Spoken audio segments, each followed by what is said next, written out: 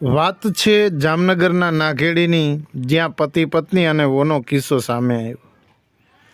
પત્નીએ પ્રેમી સાથે મળી પતિને પતાવી દીધો હતો.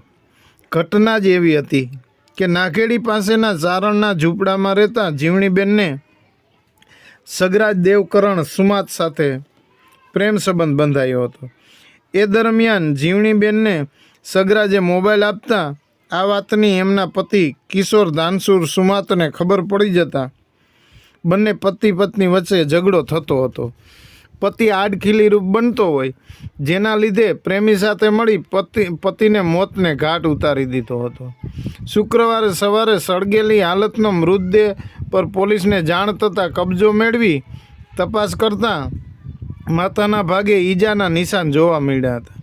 લાકડી કે બોથડ પદાર્થના ઘા કરેલ અને તેને સળગાવવામાં આવ્યો, છતાં બાજુના ઝૂંપડામાં સૂતેલ જીવણીબેનને જાણ કેમ ન થઈ, તેની શંકાને લઈ શંકાની દિશા તરફ તપાસ હાથ ધરતા મૃતકના પત્ની જીવણીબેનની પૂછપરછ કરતા મહિલાએ પ્રેમી સાથે મળી પતિ કિશોરને પતાવી દીધાનું સામે આવ્યું હતું.